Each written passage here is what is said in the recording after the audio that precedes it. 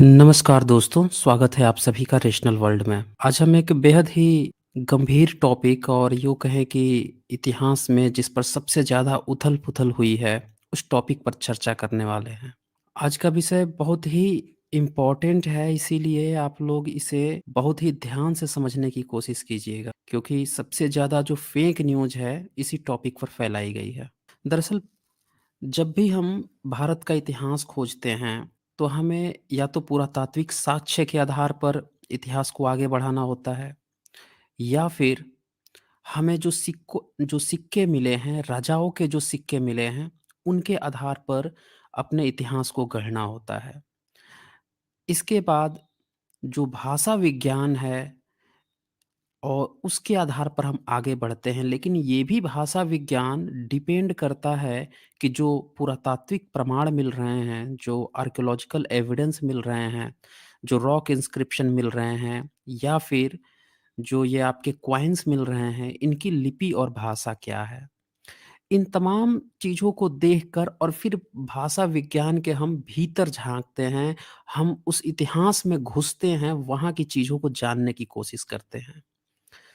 तो जैसा कि आप जानते हैं कि भारत में तो हमेशा ही स्पाइडरमैन, बैटमैन, सुपरमैन जैसी सरीखी कथा कथा कहानियाँ सुनाने की आदत रही है।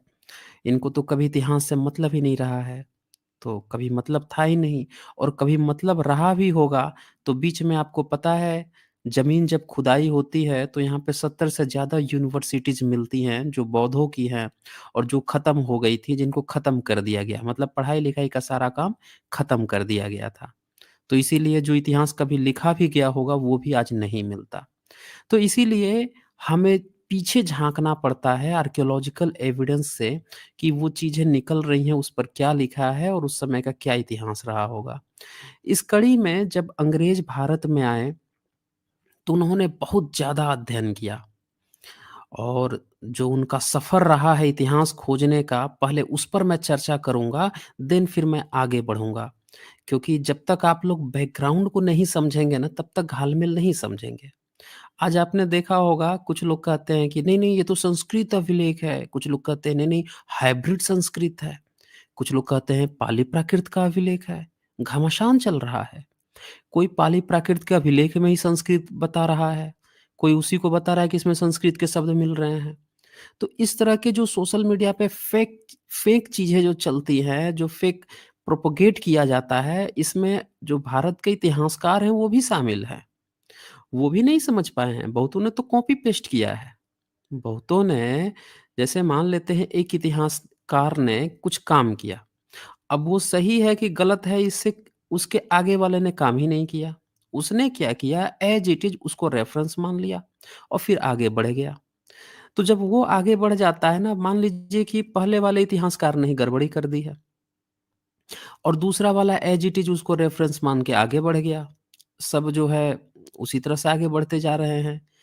तो फिर जो है ना, लोगों को विश्वास हो जाता है, अच्छा यही सच्चाई है। लेकिन उस गलती को फिर से खोजने नहीं जाते हैं, और जो कोई नया बंदा अगर रिसर्च करता है और पकड़ लेता है कि नहीं, नहीं, वो पहले वाले इतिहासकार ने ही गड़बड़ी कर दी थी। उसने जो मीनिंग निकाला था, जो मतलब निकाला था, वही चीज़ गलत है। तो फिर कहते हैं कि अरे ये तो कॉन्स्पिरेसी फैला रहे हैं, ये कर रहे हैं। भाई साहब, भारत के इतिहास के साथ यही हुआ है। जब अंग्रेज भारत में आए थे, तो यहाँ पे कौन-सी भाषा थी? और जब खुदाई हुई, जो पुरातत्व के जो सबूत निकले, उसकी भाषा और लिपि क्या थी? तो तत्कालीन लिपि भाषा से वो मैच ही नहीं करती थी। जब मैच नहीं करती थी, तो फिर जब इन लोगों ने उसको किसी तरह करके पढ़ निकाला, तब उसके अर्थ समझने की बारी थी, कि कैसे समझा जाए, कि उसका अर्थ क्या है? तो फिर वो सहारा लिए, यहाँ की तत्काल जो भाषा थी, जिसको ये सबसे पुराना मान लिए थे संस्कृत का, उसका सहारा ले लिए समझने के लिए। बस यहीं पे हो गया पूरा का पूरा प्रोपेगेंडा। अब यहीं से भारत का जो एक्चुअल इतिहास है, वो गड़बड़ हो गया। क्योंकि संस्कृत ग्रंथों में जिन शूद्रों को, भारत के जो तथाकथित लोग हैं, और जो भारत के मूल निवासी लोग हैं या भारत के जो जिसको ये शूद्र कहता है ये लोग हैं, इनका तो इतिहास इसने ऐसे ही बर्बाद कर रखा है कथा कहानी बना के। तो आपको क्या लगता है कि संस्कृत वहाँ पे साट देने से इनका एक्चुअल इतिहास सामने आ जाता? नहीं, एक बार फिर से प्रोपेगेंडा खड़ा हो गया। चलिए बढ़ते हैं और देखते हैं क्या-क्या प्रोपेगेंडा हुआ था और कैसे ये सफ़र शुरू हुआ था। कैसे इतिहास को अंग्रेज़ों ने खोजा था, आज मैं बहुत ही बारीकी से बताऊँगा, देन फिर मैं सिक्कों के इतिहास पर आऊँगा। हो सकता है इसकी मुझे कई सारी स्ट्रीम करनी पड़े, लेकिन पूरा का पूरा मैं आप लोगों को समझा के ही रहूँगा, जो सिक्कों का इतिहास है या इंस्क्रिप्शन है, कैसे इससे इतिहास खोजते हैं। तो ये फर्स्ट पार्ट है, ये डिस्क्लेमर है। रेफ़रेंस बुक जो अभी तक मैंने इसके लिए खोजा है, कुछ और भी चीज़ें पढ़ी हैं, लेकिन मुख्यतः इन चीज़ों से मैंने लिया है, जिसमें से पहला है भ्रम का पुलिंदा और इसको राजीव पटेल जी ने लिखा है। सम्यक पब्लिकेशन से छपी हुई है। इनका इस पर अच्छा रिसर्च है। दूसरा जो रेफ़रेंस मैंने लिया है, वो लिया है सांची दानम का। दानंग होता है बेसिकली, सांची दानंग लिखा जाता है। ये मोतीलाल आलमचंद्र जी ने लिखा है। ये पाली के विद्वान हैं, तो उससे मुझे काफ़ी हेल्प मिली समझने में। तीसरी जो बुक मैंने उठाई, वो मैंने अलेक्जेंडर कनिंघम की उठाई है, coins of ancient India. Fourth book जो है भारतीय सिक्कों का इतिहास, जो गुणाकर मूले हैं, हिंदी में लिखते हैं, इनका मैंने उठाया है। और फिर पालियोग्राफी ऑफ इंडिया पंडित गौरीशंकर हीराचंद ओझा का, ये 1918 के काफ़ी पुराने और मशहूर ये लेखक हैं और इनकी अच्छी किताब है। इसके बाद से studies in Indian coins by DC Sirkar का भी मैंने देखा है और इंडियन कॉइन्स बाय ईजे रैप्शन का भी लिया है। अच्छा, यहाँ पे रचित श्रीधरन लिख रहे हैं stream yard join link for members please दीजिए। ओके रक्षित जी, जैसे ही ये खत्म होगा सेशन मैं वहाँ पे कर दूँगा, लिंक दे दूँगा। Thank you. जी।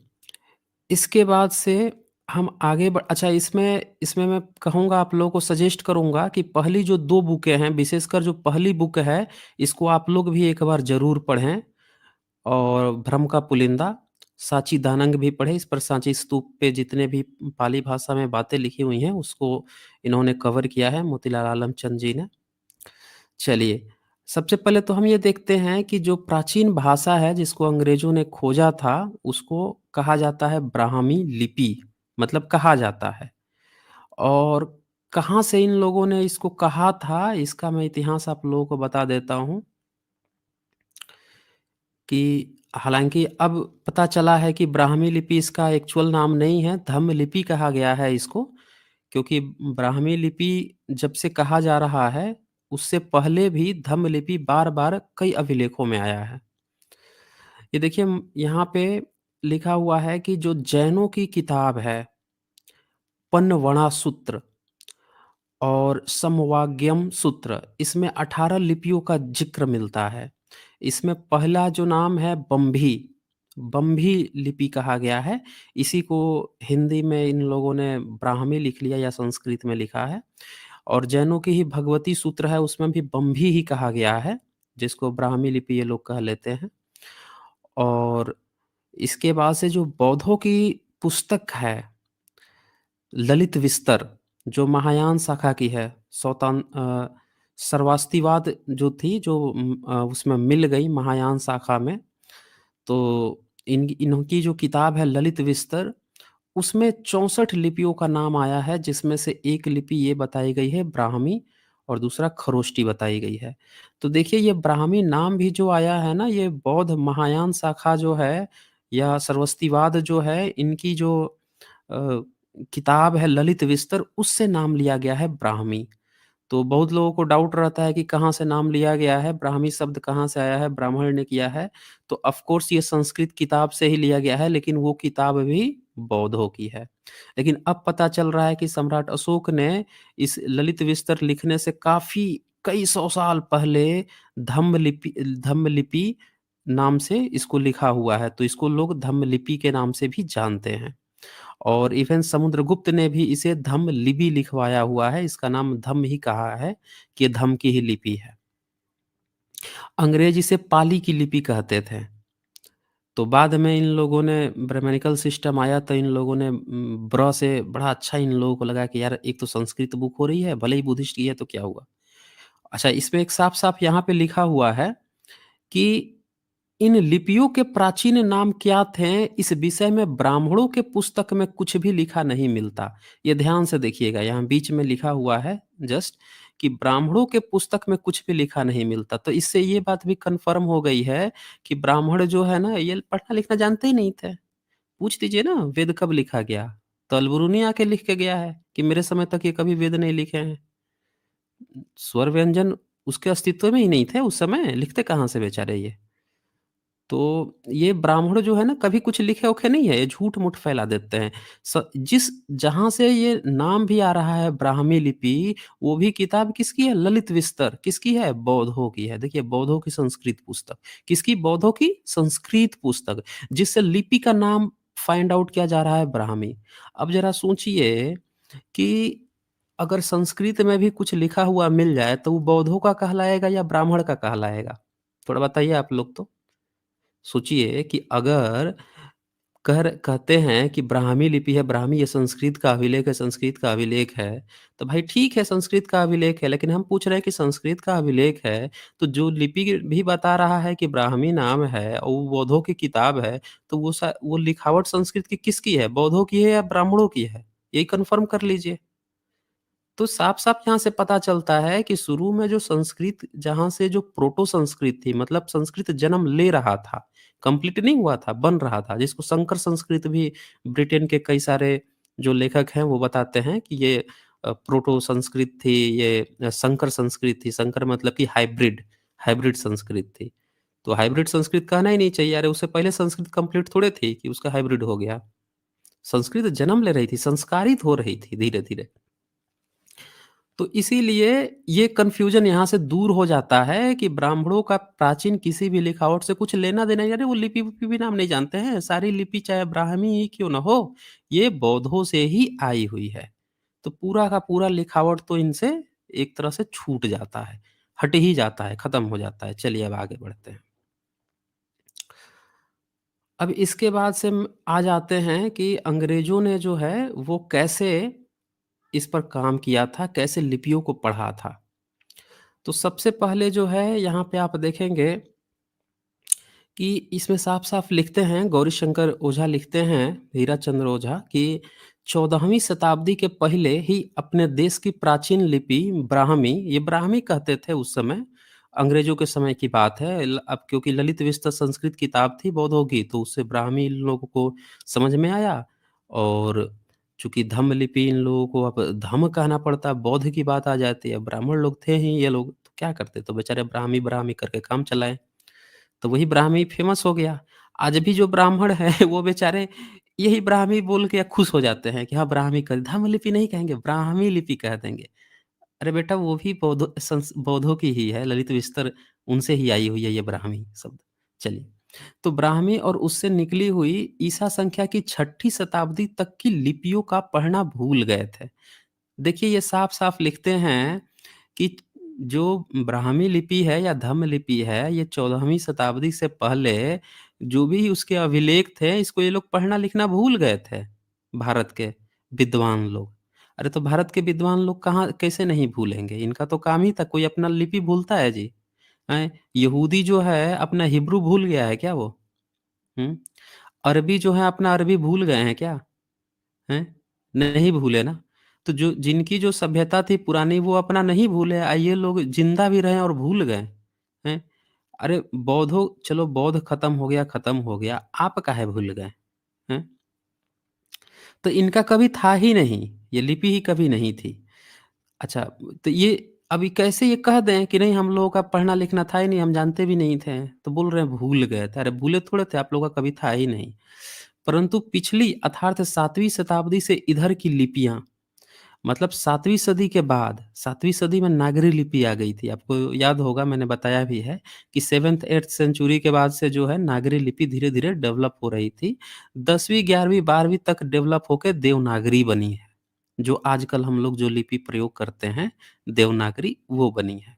तो तब तक नागरी लिपि आ गई थी। तो ये जो लिपि थी ना ये सब, इनको संस्कृत प्राकृत के विद्वान देख लीजिए, संस्कृत और प्राकृत के विद्वान मतलब 7वीं से 7th सेंचुरी के बाद की बात हो रही है, के विद्वान जिसको प्राचीन हस्तलिखित पुस्तकों के पढ़ने का अभ्यास था, यत्न करके पढ़ सकते थे। समझा आपने? यत्न करके, आसानी से नहीं, बहुत मेहनत करके पढ़ सकते थे। ईसा संख्या 1356 1356 1356 में दिल्ली के सुल्तान फिरोज शाह तुगलक ने बड़े उत्साह के साथ टोपरा, टोपरा जो है ना पंजाब में है, तथा मेरठ से अशोक के लेखों वाले दो विशाल स्तंभ उठवाकर असाधारण श्रम से देहली में लाकर एक सवालक स्तंभ को फिरोज शाह के कटरे में और दूसरे को कुस्क शिकार मतलब शिकार का महल के पास खड़ा करवाया। देखिए वो मंगवा लिया था उसी समय, 14th सेंचुरी की बात है, 1356 में बुलवा मंगवा लिया सम्राट अशोक के दोनों अभिलेख को, और उसने इन स्तंभों पर लिखे लेखों का आशय जानने के लिए बहुत से विद्वानों को एकत्र किया, परंतु किसी से वे पढ़े न गए। सुना आपने? 1356 में ये लोग नहीं पढ़ पाए थे, सम्राट अशोक के अभिलेख ये लोग नहीं पढ़ पाए थे, क्योंकि ये लोग जो है उस समय पूरा का पूरा जो भारत का लिपि था, धम्म लिपि था, सम्राट अशोक थे, बुद्ध थे, इनको ये लोग खत्म कर रहे थे, गायब कर रहे थे, इसीलिए ये लोग नहीं पढ़ पाए थे। अच्छा, Paramjit Singh ji super sticker, thank you आपको। तो ये लोग नहीं पढ़ पाए और इसके बाद से अब देखिए क्या हुआ, यहाँ से तो एक बात आपको साफ पता चल गई होगी कि यहाँ से ये लोग पुरानी संस्कृति सभ्यता को भुला रहे थे। यहाँ से ये लोग अपना नया चीज़ शुरू कर रहे थे। इसीलिए कहा जाता है, ये खुद लिख भी दिए हैं गौरीशंकर ओझा जो हैं, इन्होंने हिंदी में कहा जाता है मूल शंकर गुणाकर मूले, और ये यही 2 लोग हिंदी में लिखे थे। हालाँकि बहुत कुछ ये लोग भी गलत किए हैं, लेकिन अब हिंदी में इन्हीं का अवेलेबल ही है, तो आप क्या कीजिएगा? तो जो गलती है वो भी मैं बता दूँगा इन लोगों का दिखा-दिखा कर, लेकिन जो चीज़ें लिखे हैं वो मैं आप लोगों को यहाँ दिखा रहा हूँ।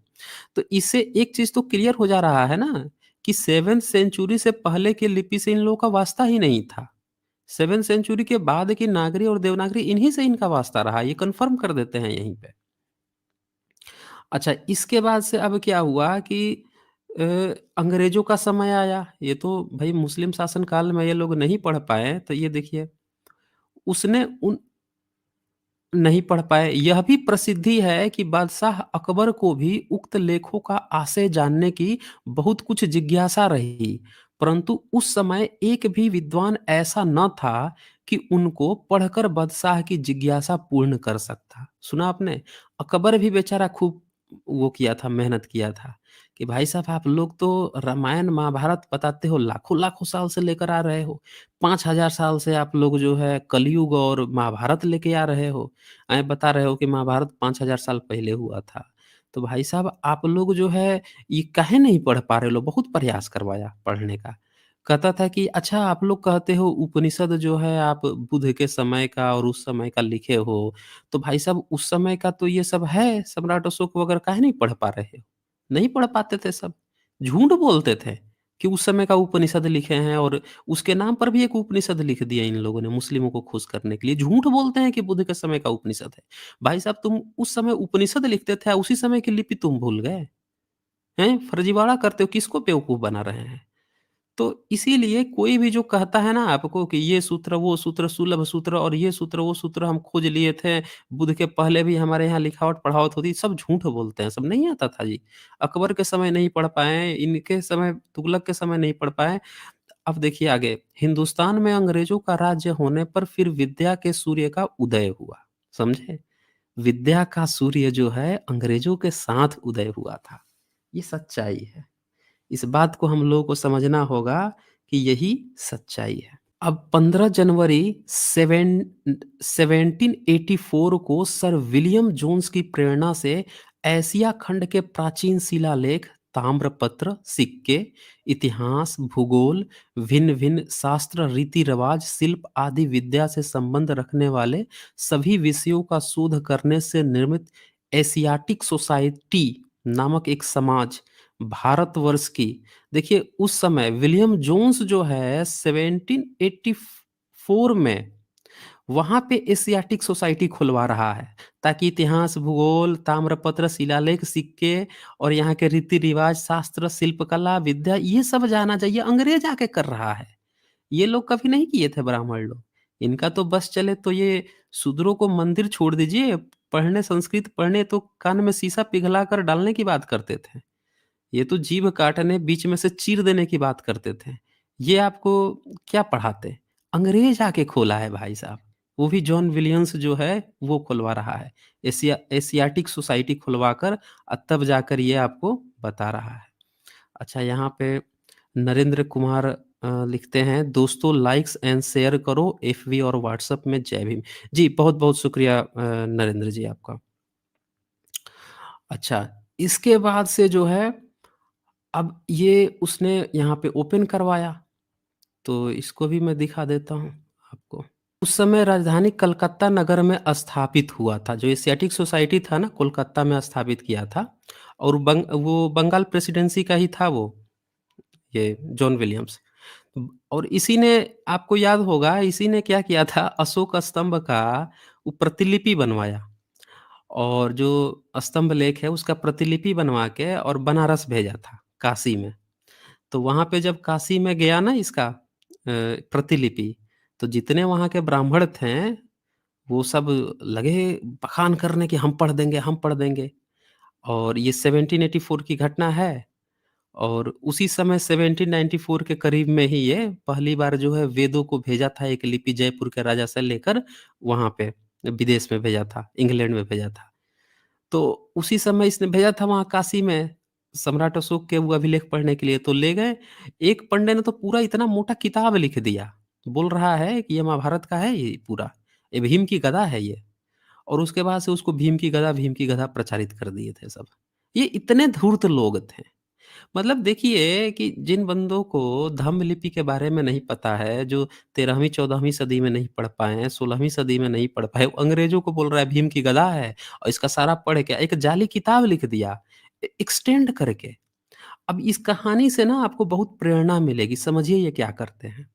ये जितना गुप्त वंश का या मौर्य वंश का ये जो पुराने-पुराने जो सिक्के मिलते थे ना सोने के, चांदी के, ये क्या करते थे उसको लेकर और उसमें जो चित्र बना होता था ना, जैसे किसी में अगर कोई औरत बैठी हुई मिली है या उसके अगल-बगल कुछ मोर है या फिर हाथ में कुछ वो ली हुई है गुलाब का फूल ली हुई है या फिर किसी जीव-जंतु पर खड़ी है, बैठी है, उसको लेकर एक फर्जी किताब लिख देंगे पूरा।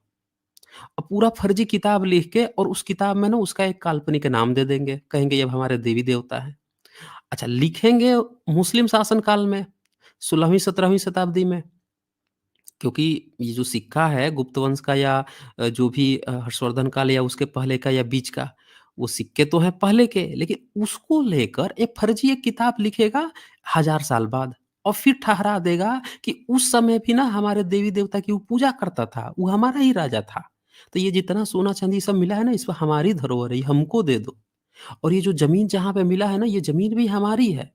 फर्जी वो कॉपर इंस्क्रिप्शन और ये सारी चीज़ें भी दिखा-दिखा कर कि अच्छा उस राजा ने ना हमें दान दिया था, फर्जी मुहर लगा-वगा कर और हड़पा भी है। इस पर 13वीं सदी का 11वीं सदी के कई राजा जो है शिलालेख लिखवाए हैं कि ब्राह्मणों ये जो है ना ये बंद कर दो, फर्जी का लुटवाना।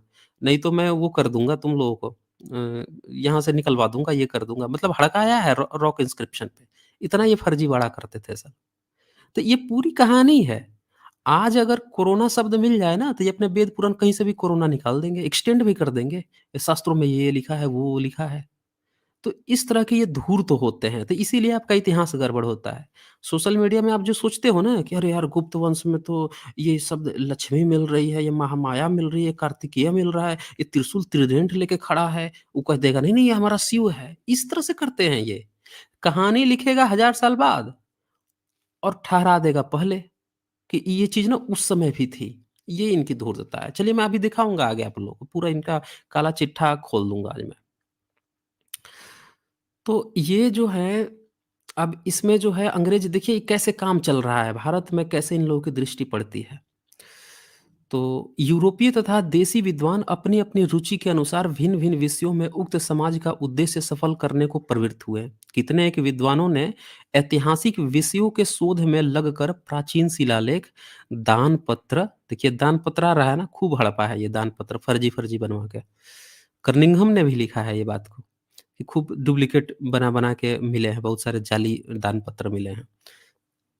सिक्के तथा ऐतिहासिक पुस्तकों को टटोलना प्रारंभ किया। इस प्रकार भारतवर्ष की प्राचीन लिपियों पर प्रथम ही प्रथम विद्वानों की दृष्टि पड़ी। तो यहाँ से शुरू होता है जॉन विलियम से, कि इन लोगों का 1784 में, वहाँ से 85 में, वहाँ से इन लोगों का ध्यान पड़ गया अब भारत के लिखावट और भाषा में। यहाँ से इन लोगों का भी इंटरेस्ट बढ़ा।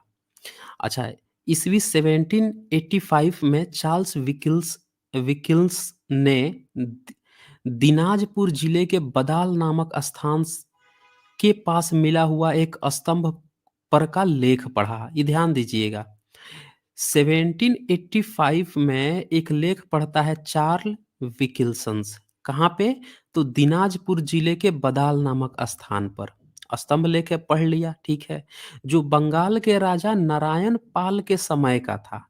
देखिए बंगाल के राजा नारायण पाल का समय था, उसको आसानी से पढ़ लिया। क्यों पढ़ लिया? क्योंकि नारायण पाल जो थे ना, ये काफी इधर के थे। इसको 1 नंबर है ना?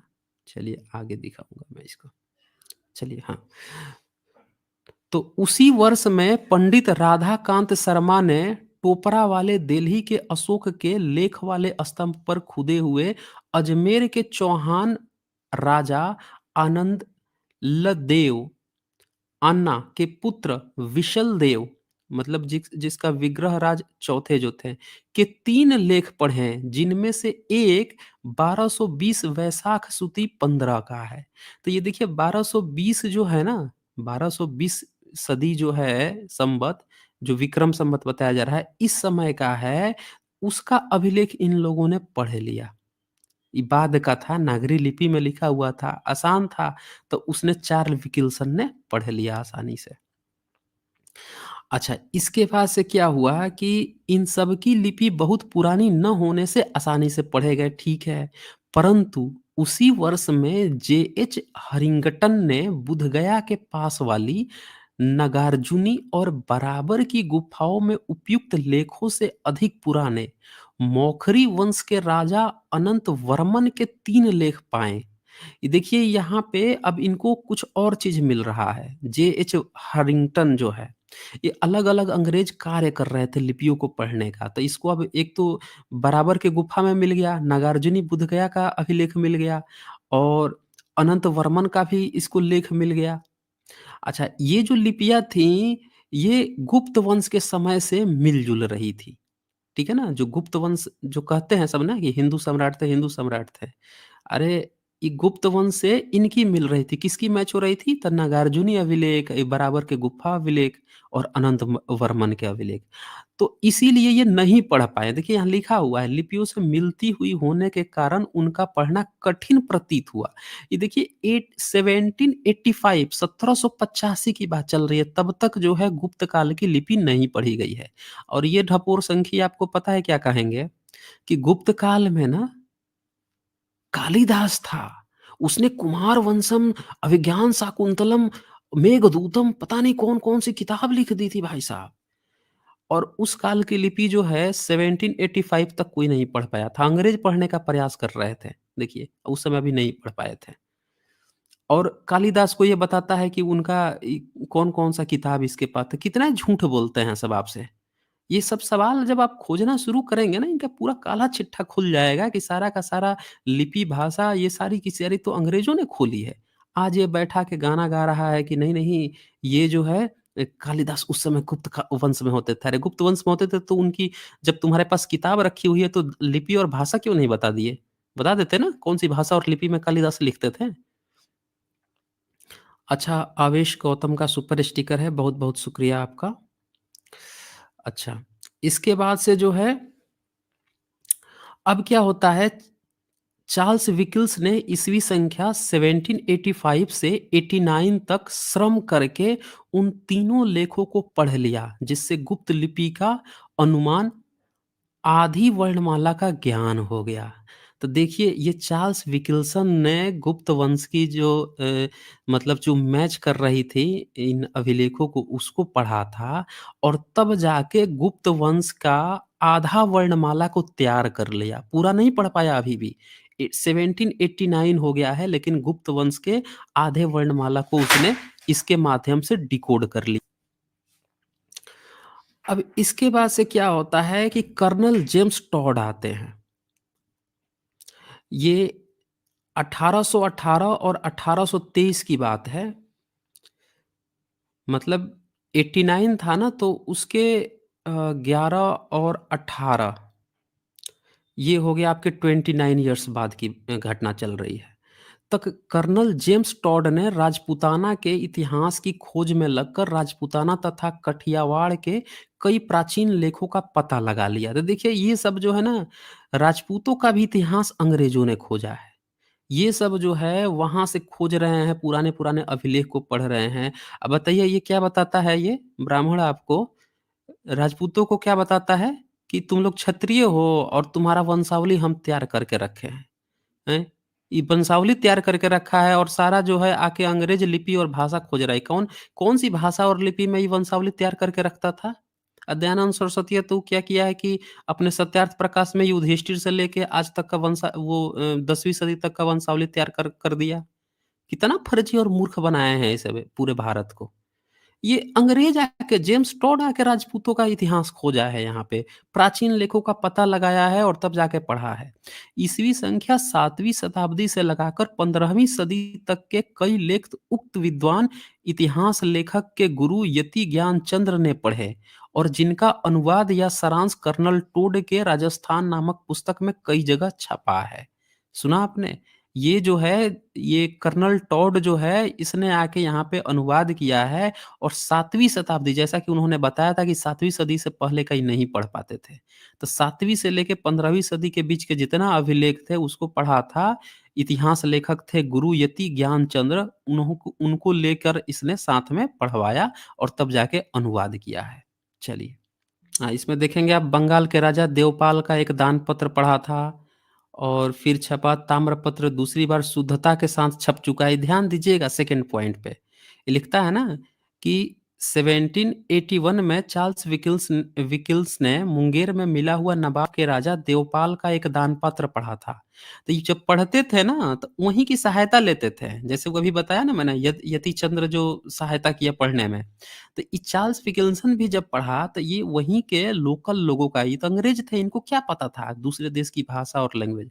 वहीं के जो सबसे ज्ञानी होते थे उनको पकड़ता था, कहता था बैठा के कि भैया पढ़ो तुम, हेल्प करता था, समझाता था उसको, वैसे-वैसे करके पढ़ो तब खोजता था। तो ये पढ़ा और देखिए ये क्या लिखा हुआ है कि परंतु वह भी ईसा संख्या 1788 में छप गया। और फिर क्या हुआ कि यह ताम्रपत्र दूसरी बार शुद्धता के साथ भी छप चुका है। शुद्धता मतलब आप समझ रहे हैं? वो जो पहली बार पढ़ता था ना वो गलती करता था। उसको आता नहीं था अच्छी तरह से, लेकिन अब दिखाना भी था उसको कि हम सबसे ज़्यादा ज्ञानी हैं, जानने-वानने हैं, तो वो किसी तरह करता था एंड देन फिर गलती भी करता था। और ये गलती जो है पाई गई है, ये बहुत सारे उसमें इंस्क्रिप्शन में पाई गई है।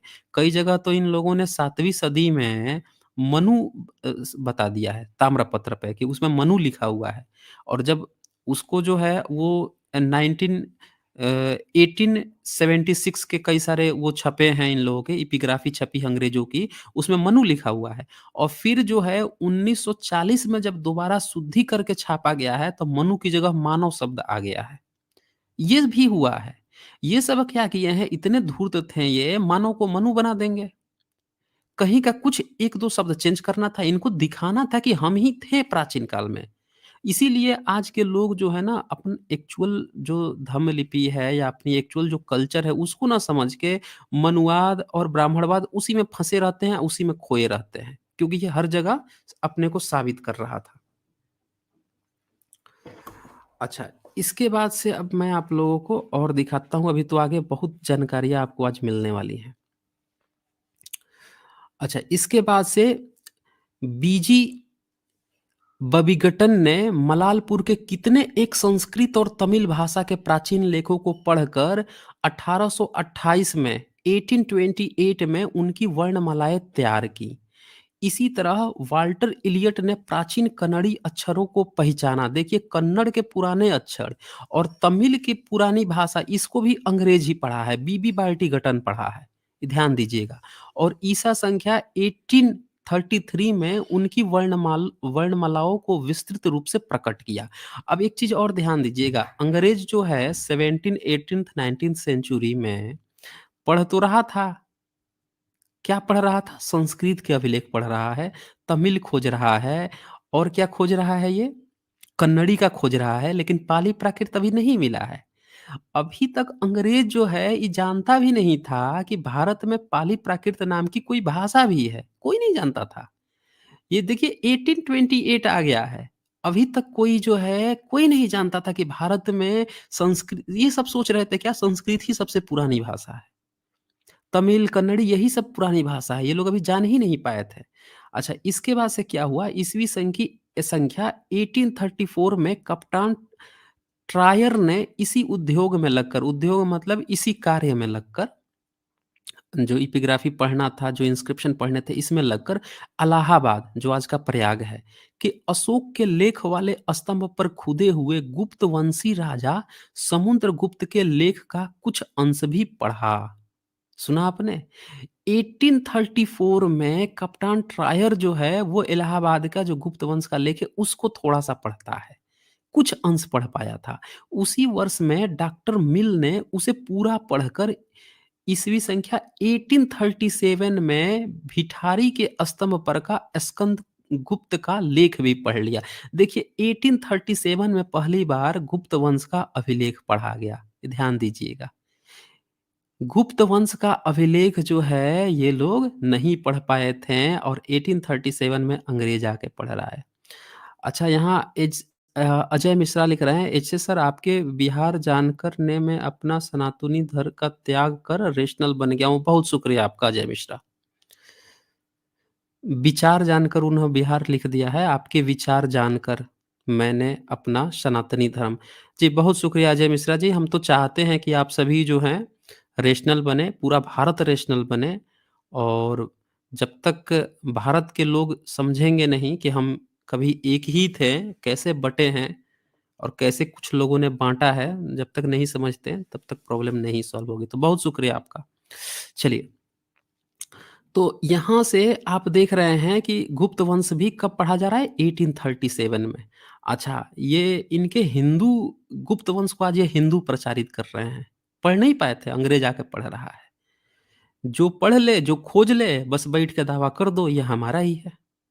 बताया ना, इतिहास में क्यों नहीं पढ़ाते हैं कि गुप्त वंश जो है जिसको हम हिंदू वंश कहते हैं, इसका इतिहास हम नहीं जानते थे? 1837 में समुद्रगुप्त का अंग्रेज ने आके पढ़ा। कौन पढ़ा? कप्तान ट्रायर ने पढ़ा, डॉक्टर मिल ने पढ़ा, इन दोनों ने मिलकर पढ़ा। बताया ना आगे, नहीं पढ़ाएंगे ये इतिहास में। चलिए, इसके बाद से 1835 में डब्ल्यू एच वाथन ने वल्लभी के कितने एक दान पत्र पढ़ लिए? चलिए, बहुत अच्छी बात है, 1835 में दान पत्र पढ़ लिए थे। अच्छा, इसके बाद से 1837 और 38 में जेम्स प्रिंसेप ने देहली, कहाऊ और एरण के स्तंभों तथा सांची और अमरावती के स्तूपों, ध्यान दीजिएगा, ये एरण के स्तंभ, जितने स्तंभ लेख होते हैं या जो दान पत्र होते थे, ये सब ना बौद्धों को जारी किया जाता था। देखिए दान पत्र, दान किसको दिया जाता था? बौद्ध भिक्षु जो है महाविहार रखते थे, वो पढ़ाते थे, उन लोगों को दिया जाता था दान पत्र। उसका ये सब डुप्लीकेट बना बना के ब्राह्मण जो है बाद में कब्जा किए हैं, सब वो सारे सबूत मिले हैं। ये सांची के स्तूप हो गया, देखिए सांची हो गया, अमरावती के स्तूप हो गया, गिरनार के चट्टान हो गया जिस पर सम्राट अशोक के अभिलेख है, इनके गुप्त लिपि के लेख पढ़े हैं। तो उस पर जब सम्राट अशोक लिखे थे ना, तो फिर जो बौद्ध शासक था रुद्रदामन, वो भी लिखवाया उसके नीचे, और उसी पर गुप्तवंशी भी जाके लिखवाए। अब ये अपना पूर्वज मान रहे थे ना इनको, अशोक को दुश्मनी होता, ये हिंदू होते हैं और बौद्ध होते हैं, और कहते हैं सब कि भाई जो ये वैदिक धर्म की स्थापना कर दिया था, ये सब ये कर दिया, इन लोगों को बैर होता, तो उस समय उस पर लिखवाता कि उसको पहले हटवा देता बौद्धों का कि हमारा है ही नहीं, हटाओ इसको अभिलेख, हम नया लिखवाएँगे अपना। भाई आज के डेट में कोई उसी के ऊपर उसी थोड़े करता है, सीधे-सीधे अपना छपवा देता है कि अब सब का सब हमारा है। तो उसी को उसी पर उसके नीचे लिख रहे हैं। इसका मतलब वो रिस्पेक्ट कर रहे थे, मान रहे थे कि हमारा है। अच्छा, इसके बाद से कप्तान ट्रायर, डॉक्टर मिल तथा जेम्स प्रिंसेप के श्रम से चार्ल्स विकिल्सन की गुप्त लिपि की अधूरी वर्णमाला पूरी हो गई। तो देखिए गुप्त वंश जो है ना उसकी लिपि पूरी तरह से पढ़ लिया। कौन-कौन पढ़वाए? कौन-कौन मिलके किया ये काम? कप्तान ट्रायर, डॉक्टर मिल, जेम्स प्रिंसेप और चार्ल्स विकिल्सन। इन लोगों से इस तरह से मिल गया गुप्तवंश। अच्छा, उसके बाद से जो है गुप्तवंश के जितने शिलालेख, ताम्रपत्र और सिक्के हैं, वो सारे के सारे मिल गए। अब मैं आप लोगों को एक बहुत मज़े की बात बताता हूँ, यहीं से आप ना सारी गड़बड़ पकड़ लेंगे। ये घटना है 1837 की, ठीक है जी? 1837 में सोचिए अभी पाली प्राकृत का नामो-निशान नहीं आया है। अभी तक जो है ये लोग संस्कृत मान रहे हैं या संस्कृत, तमिल और उस तरह की चीज़ें मान रहे हैं, कन्नड़ मान रहे हैं, लेकिन पाली प्राकृत नहीं मान रहे हैं। तो जो अर्थ निकाले जा रहे थे अभी तक, जो पढ़ा जा रहा था गुप्तवंश का, इसका अर्थ ये लोग निकाल रहे थे ब्राह्मणों की व्यवस्था के अनुसार। क्योंकि ये लोग भी उसको क्या समझ रहे थे? संस्कृत समझ रहे थे। बस यहीं पे घाल-मेल हो जाता है दोस्तों। देखिए, आज अगर आप कोई चीज़ स्टार्ट करेंगे, शुरू करेंगे, तो आज से 5 साल बाद, 10 साल बाद इसका जो प्रभाव होगा या उस समय जो इस शब्द की जानकारी होगी, वो आज जो आप क्रिएट किए हैं ना, इसके अनुसार होगी। यहाँ पे उल्टा हो रहा था। ब्राह्मण ने ब्राह्मणवाद और संस्कृत का गठन किया बाद में और बाद को ही उठाकर उसको एज़ इट इज़ गुप्त वंश में फिट किया जा रहा था संस्कृत समझकर। सारी शब्दावली जो है अंग्रेज़ों के समय में जो ब्राह्मणों की संस्कृत की थी, वैसा समझकर उस समय गुप्त वंश में फिट किया जा रहा था। जहाँ-जहाँ पे जो शब्द मिल रहे थे, उसको सोच रहा था कि अच्छा ये सब चूँकि संस्कृत है, तो ब्राह्मणों वाले ही शब्द हैं, उसी तरह से अर्थ निकाला, बस यहीं से सारी गड़बड़ फैल गई है दोस्तों। यहीं से आज के लोग जो हैं ये सोच लेते हैं कि गुप्त वंश जो है वो हिंदू वंश है। क्योंकि जो संकर संस्कृत होती है उसमें जो शब्द जो संस्कारित होते हैं, पाली प्राकृत के जो शब्द होते हैं और संस्कृत को जो संस्कारित कर रहे होते हैं उसका अर्थ पाली प्राकृत की तरह बनना चाहिए था। लेकिन जिस समय ये पढ़ा गया उस समय तक पाली प्राकृत को कोई जानता ही नहीं था। क्या जानता था? संस्कृत को। संस्कृत को ही ये भारत की अंतिम भाषा और प्रमुख भाषा और शुरू की भाषा समझते थे। बस सारा अर्थ उसी हिसाब से कर दिए, बस यही गड़बड़ हो गई। और बाद के आज के जितने इतिहासकार हैं, इन लोगों ने क्या किया कि उसी को ऐज़ इट इज़ आगे बढ़ते चले गए। कोई हस्तक्षेप नहीं किया। हाँ, हाँ, संस्कृत का है, संस्कृत का है, इस तरह से।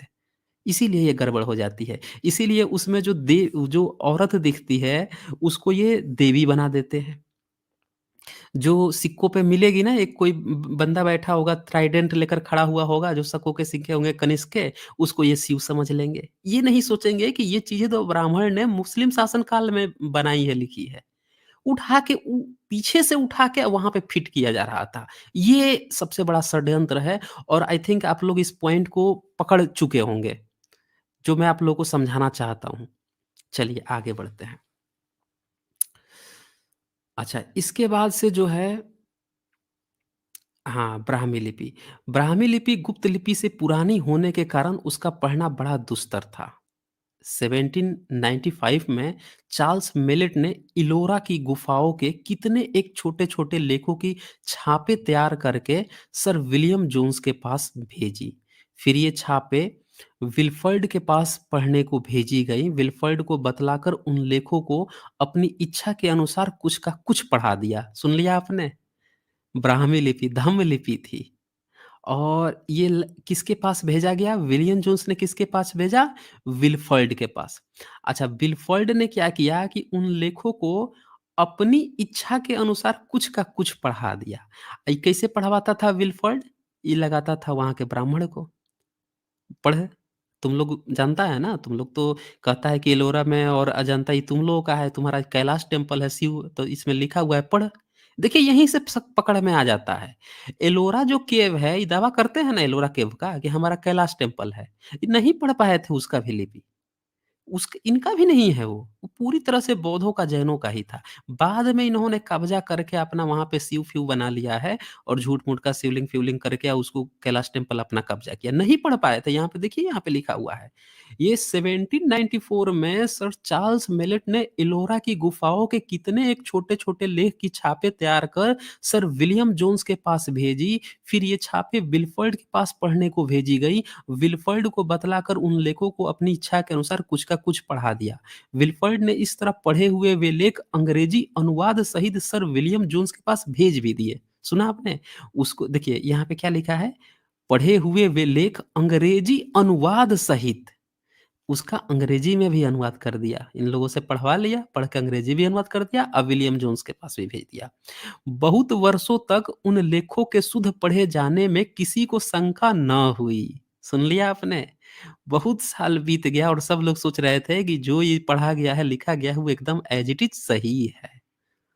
अच्छा, परंतु पीछे से उनका पढ़ना और अनुवाद कपोल कल्पित सिद्ध हुए। समझ गए आप लोग? इस तरह से पता चलता है कि किस तरह से उस समय ये जिसको बताते थे कि ये हमारा टेम्पल है, उसकी लिपि और भाषा नहीं पढ़ पाते थे ये। कुछ का कुछ लिख देते थे, अंग्रेज को भी बेवकूफ़ बना देते थे और अंग्रेज बेचारा क्या जानता था, वो तो विदेश से आया हुआ था। वो तो सोचता था कि हाँ, ये जो पढ़ रहे हैं, लिख रहे हैं, वो ठीक ही होगा। किसी ने जाना भी नहीं, उसी तरह सब सही मानते रह गए। दोस्तों, आज भी कई ऐसे अनुवाद हैं, जो गलत हैं। और वही गलत अनुवाद अभी भी चला जा रहा है। कोई अश्वमेध यज्ञ बता देगा, अभी बताएँगे ना आपको गुप्तवंश में, कहते हैं कि वो अश्वमेध यज्ञ कराता था। दिखाऊँगा उसको अभी मैं, कितना सही है, कितना गलत है। एक तरफ अश्वमेध यज्ञ बताएँगे और दूसरी तरफ बोलेंगे कि भाई ये तो गौओं को दान करता था, ये तो ब्राह्मणों को दान करता था। अरे भाई जब वो गाय के दान करता था, ब्राह्मण की तो वो घोड़ा काटेगा अश्वमेध में। अश्वमेध, मेध मतलब क्या होता है? अश्व, घोड़े का हत्या करेगा वो। वीडियो 105 बनाया है मैंने साइंस जर्नी पे, जाकर आप देख लीजिएगा अश्वमेध का मेथड। रानियाँ जो रात भर घोड़े के साथ फैक्स करती हैं। अब देखिएगा तो आप लोगों को पता चल जाएगा। उसके बाद से उस घोड़े को जो है काटा जाता है, रानियाँ काटती हैं। तो ये चीज़ चल रहा था क्या उस समय? फर्जी बातें इस तरह से फैलाते हैं। चलिए आगे देखते हैं। जबकि वहाँ पे कहीं अश्वमेध की चर्चा तक नहीं है। अच्छा, तो ये यहाँ से तो एक बात पता चल गई कि ये लोग एलोरा केव में क्या लिखा था वो भी नहीं पढ़ पाए थे। अच्छा, एलोरा केव कब बना है? 6th सेंचुरी में। ये ध्यान रखिएगा दोस्तों। अजंता बना है ईसा से 200-300 साल पहले। लेकिन एलोरा जो है वो 6th सेंचुरी में बना, बौद्धों के लिए बना था और वहाँ पे जो है उम, सॉरी, और जैनों का फिर बना था 9th सेंचुरी में और 8th और 9th सेंचुरी करीब में ये ब्राह्मणों का भी ये लोग बताते हैं, लेकिन उसमें लिखा हुआ ये नहीं पढ़ पाए थे। इसका मतलब ये और भी बाद में गए हैं, ठीक है ना? और भी बाद में ये गए हैं, ये नहीं पढ़ पाए थे उसके शुरुआती अभिलेख। चलिए, कब्ज़ा करना था इनको, तो कब्ज़ा कर लिए।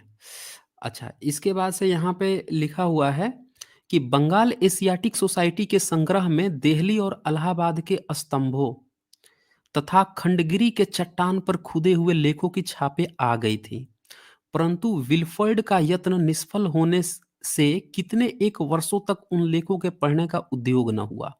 उन लेखों का आशय जानने की जिज्ञासा होने के कारण जेम्स प्रिंसेप ने ईस्वी 1834-35 में इलाहाबाद, रधिया और मथिया के स्तंभों पर के लेखों की छापें मंगवाई और उनको देहली के लेख से मिलाकर यह जानना चाहा कि उनमें कोई शब्द एक सा है या नहीं। ठीक है ना? ये चेक करवा रहा है। जेम्स प्रिंसेप जो है ना, ये इलाहाबाद का, रंधिया का, मथिया का, इन सब के जो स्तंभ लेख थे, उनका कॉपी मँगवा लिया, कॉपी बनवा लिया और जो देहली का लेख था, उसे मैच करवा रहा है। अब जब चारों को एक साथ उसने रखा, तो इसने पाया कि वे चारों लेख तो एक ही जैसे हैं। अब जब ये पाया ना कि सब एक ही जैसे हैं, तो ये बहुत खुश हो गया। इसको लगा कि अब चलो अब काम बन गया। इसका मतलब कि ये एक ही समय के होंगे। किसी एक को भी पढ़ लिया गया तब बाकी को पढ़ने में हेल्प मिलेगी। अच्छा, इसके बाद से उसने क्या किया, इलाहाबाद के स्तंभ के लेख से भिन्न-भिन्न आकृति के अक्षरों को अलग-अलग छाँटने पर यह विदित हो गया कि गुप्ताक्षरों के समान, मतलब जो गुप्त काल का अभिलेख था, उसके समान उनमें भी कितने एक अक्षरों के साथ स्वरों की मात्राओं के पृथक-पृथक 5 चिन्ह लगे हुए हैं, जो एकत्रित कर प्रकट किए गए। इनमें से कितने एक विद्वानों को उक्त अक्षरों के यूनानी होने का जो भ्रम था, वह दूर हो गया। अच्छा, इसमें एक बड़ी अच्छी-सी घटना है, वो मैं अभी आप लोगों को बताऊँगा। इसको पहले ना जो अंग्रेज़ आए थे, वो समझ लेते थे कि ये यूनानियों ने लिखवाया हुआ है।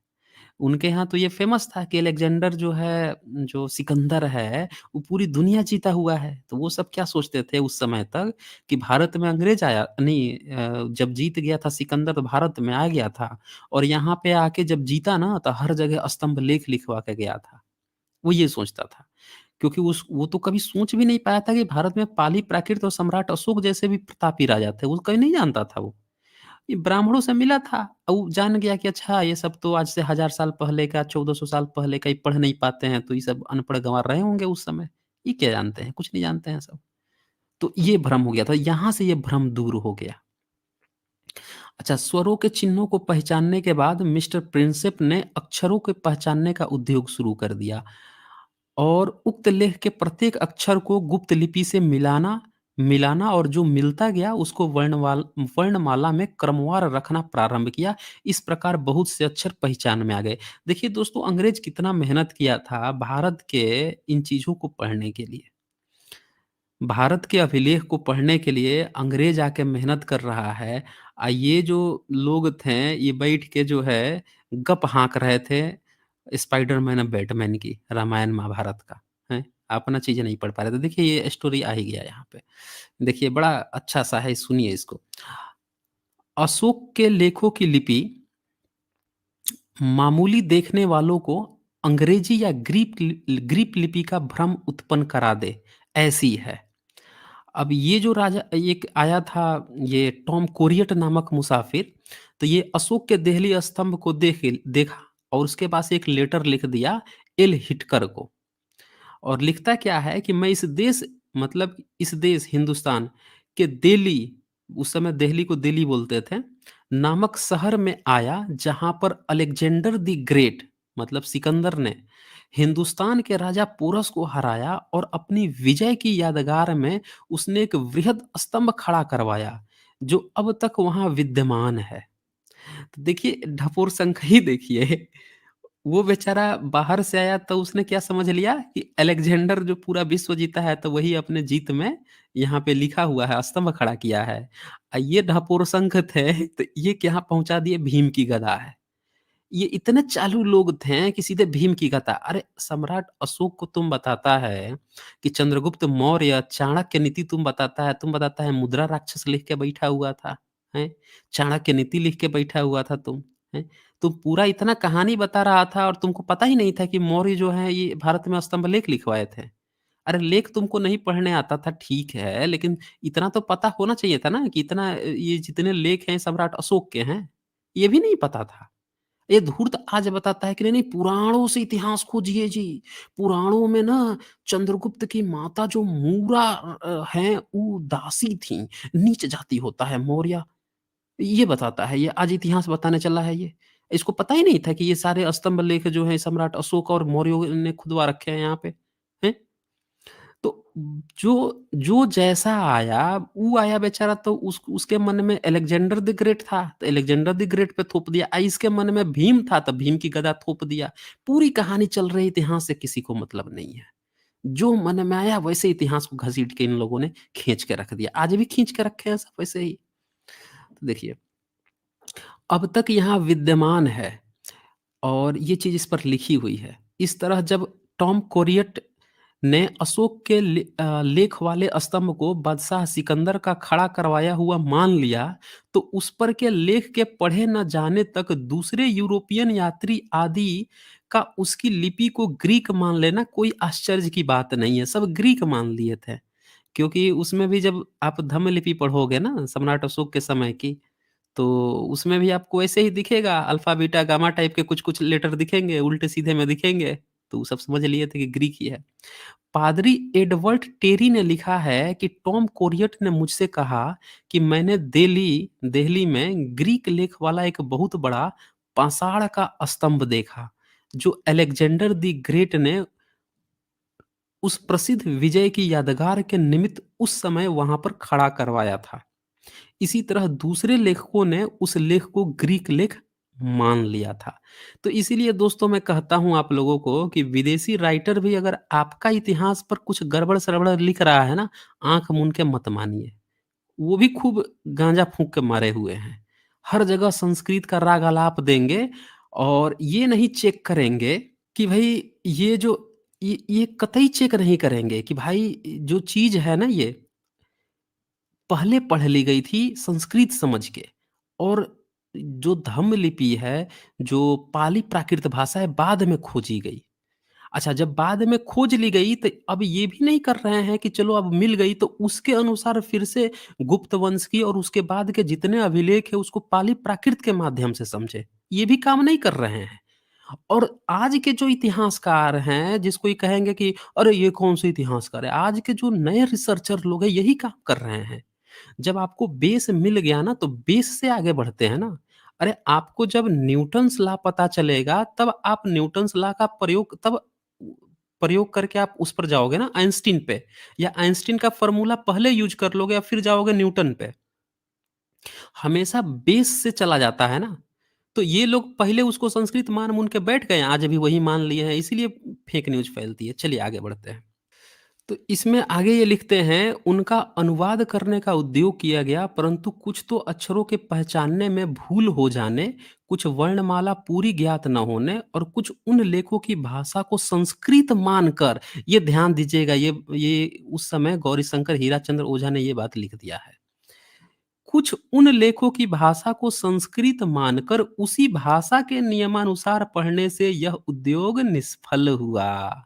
सुना आपने? इसीलिए नहीं पढ़ पा रहे थे सम्राट अशोक के अभिलेख। गुप्त काल को तो संस्कृत मान के पढ़ लिए ये लोग। वो अलग बात है कि संकर संस्कृत थी, पाली प्राकृत के शब्द थे, फिर भी उसका अनुवाद उन्होंने संस्कृत की तरह किया। चलिए काम चल गया। यहाँ पे पूरी तरह से फंस गए क्योंकि यहाँ तो थोड़ा भी संस्कृत नहीं था, कुछ भी शब्द नहीं था, और उसको ये संस्कृत की तरह सोच के संस्कृत की तरह मिलाकर पढ़ते थे, तो पूरा निष्फल हो गया, इसीलिए नहीं पढ़ पा रहे थे।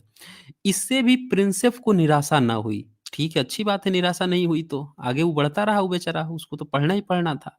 फिर 1836 में प्रसिद्ध विद्वान लशन ने एक बैक्ट्रियन ग्रीक सिक्के पर इन्हीं अक्षरों अगथाक्लिस का नाम पढ़ा।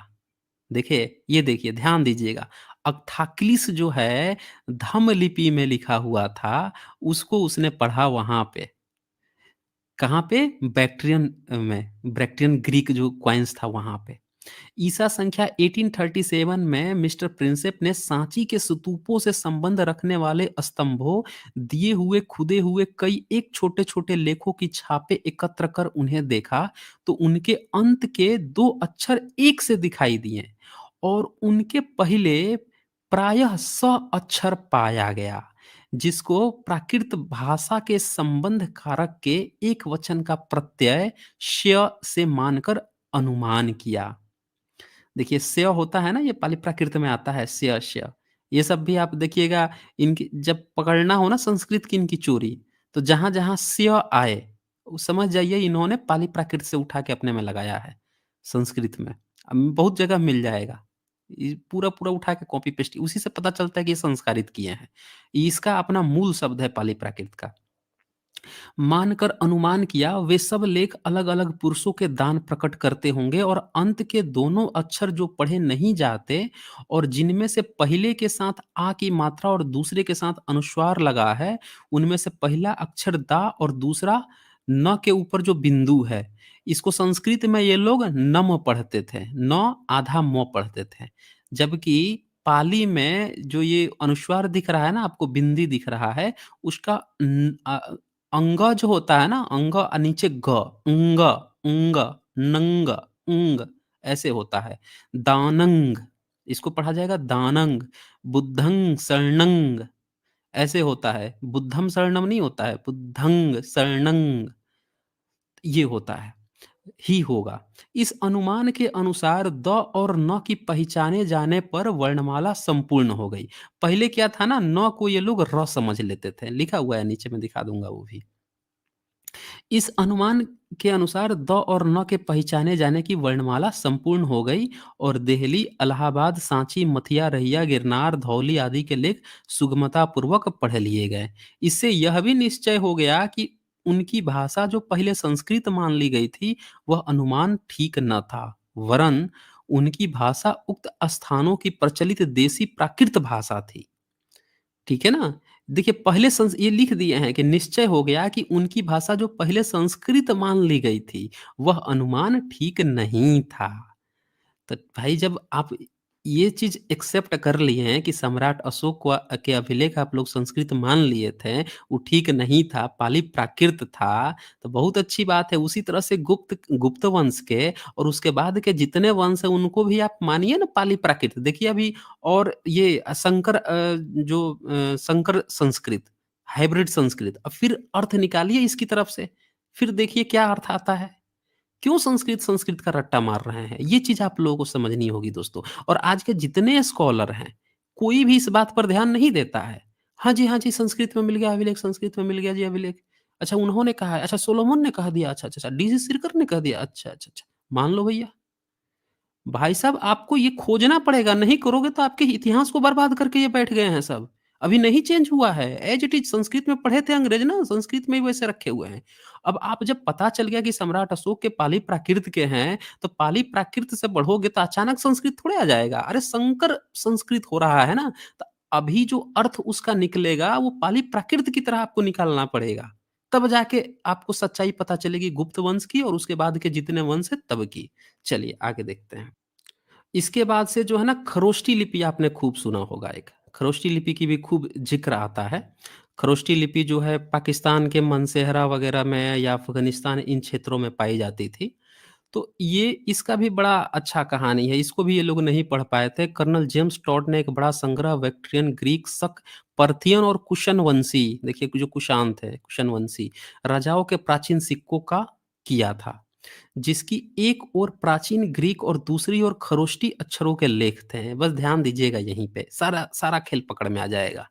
जो सिक्के होते हैं ना, कॉइन्स, तो इनके खूब मिले हैं सिक्के। इसका इन्होंने एक संग्रह बना लिया था, जो बैक्ट्रियन, ग्रीक, शक, पार्थियन और कुशन वंशी थे इन राजाओं के। तो ये एक तरफ तो ग्रीक में लिखते थे, और दूसरा किस में लिखते थे? खरोष्टी में। खरोष्टी कहाँ की थी? जो आज का पाकिस्तान एरिया है, अफगानिस्तान एरिया है, वहां पे खरोष्टी चलती थी, उसमें लिखते थे। और दूसरा ग्रीक लिखते थे कि हम उधर के हैं। तो वहां तक ये लोग पश्चिमी क्षेत्र में रहते थे, तो इस तरह से काम चलाते थे।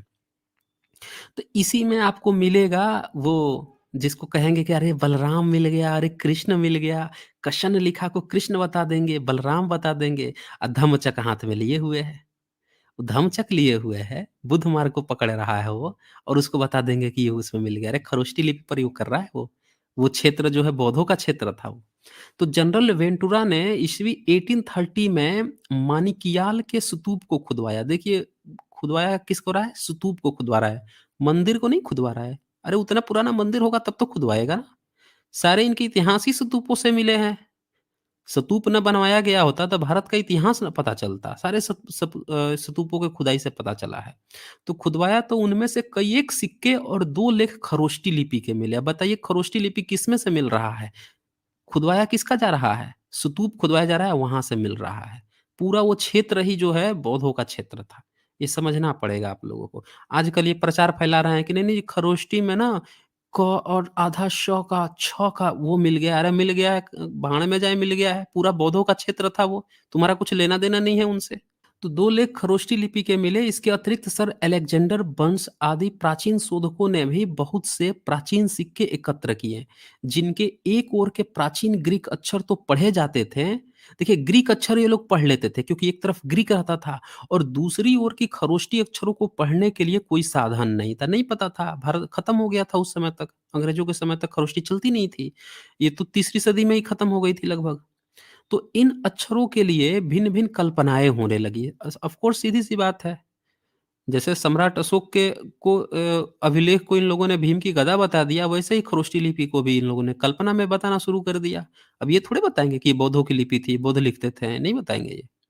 तो ईसा संख्या 1824 में कर्नल जेम्स टॉड ने कड़फिडे कड़फिसेस के सिक्कों पर के इन अक्षरों को ससेनियन प्रकट किया। देखिए, ये सिक्का जो था ना, इसको 1824 में कर्नल जेम्स टॉड जो है ये बता रहा है कि ससेनियन लिखा हुआ है। ईसा संख्या 1833 में एपलाडाटस ये जो है के सिक्के पर के इन्हीं अक्षरों को प्रिंसेप ने पहलवी माना। अब जो जेम्स प्रिंसेप था ना, उसने उसको पहलवी मान लिया कि नहीं नहीं, ये जो पहलवी में लिखा हुआ है, ये देखिए न को र पढ़ लिया था। चलिए कोई बात नहीं, वो तो पहचान में आ गया था। तो कोई जो है खरोष्टी भी नहीं मान रहे थे उस समय ये लोग उसको पहलवी मान रहे थे। हुँ। और एक दूसरे सिक्के पर इसी लिपि को तथा मणिक्याल के लेख की लिपि को भी पाली, ब्राह्मी बतलाया।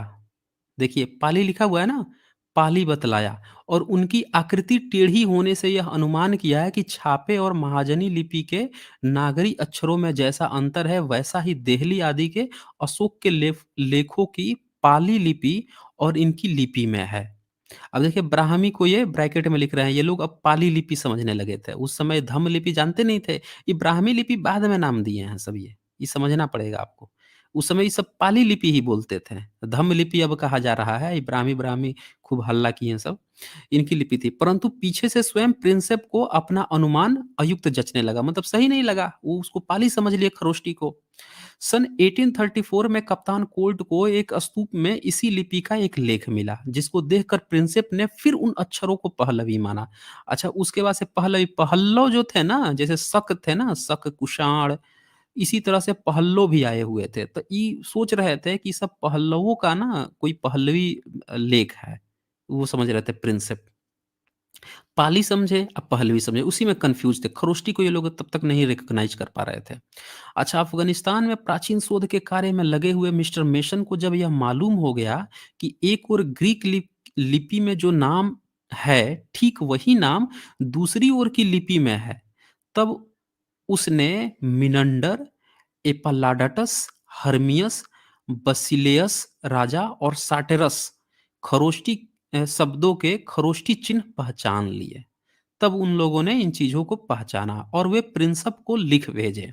मिस्टर प्रिंसेप ने उन चिन्हों के अनुसार सिक्कों को पढ़कर देखा, तो उन चिन्हों को ठीक पाया और ग्रीक लेखों की सहायता से उन खरोष्टी अक्षरों को पढ़ने का उद्योग करने पर 12 राजाओं के नाम तथा 6 खिताब पढ़ लिए गए। इस तरह से देखिए, अंग्रेज जो है खरोष्ठी लिपि से राजाओं के 12 राजाओं के नाम और उनके 6 खिताब जो हैं वो खोज निकाला। इस तरह खरोष्टी लिपि के बहुत से अक्षरों का बोध होकर यह भी ज्ञात हो गया कि यह लिपि दाहिनी ओर से बाईं ओर लिखी जाती है। यही बात याद रखनी है दोस्तों।